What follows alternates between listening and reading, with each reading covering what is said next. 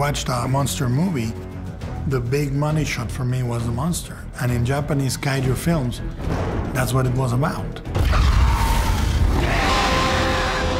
That word, kaiju, means monster in Japanese. The kaiju is a classic Japanese genre. Giant beasts and monsters that have all kinds of different characteristics and shapes and sizes.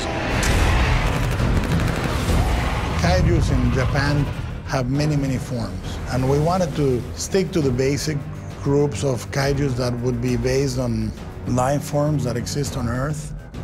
We tried to echo real animals. So we tried to echo a gorilla, we tried to echo a shark. If you can imagine a crocodile and a lizard, okay? Well, the lizard is the dinosaur, and the crocodile is the kaiju. Huge, grotesque, much more fierce.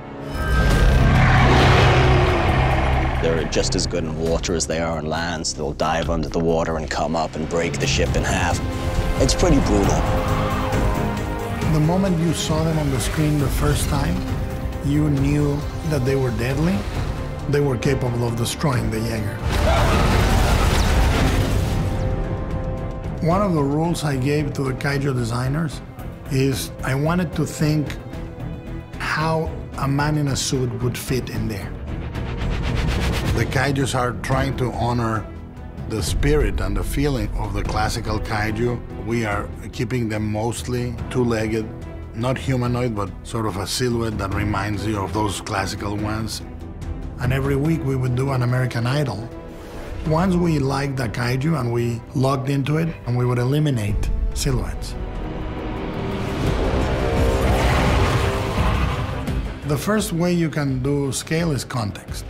Within the kaiju itself, the texturing, when you go close, you see what looks like a scale, and then you go closer and there's a bunch of bumps and cracks that give you the scale.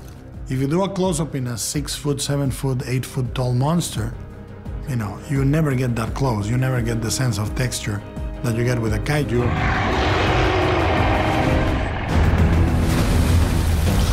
I think you're certainly going to look at Guillermo's kaiju and say they're pretty damn cool.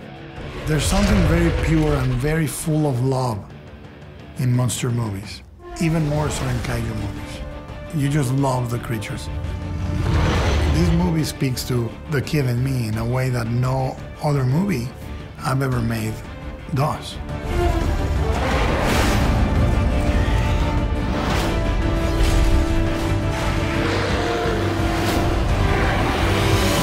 Pacific Rim.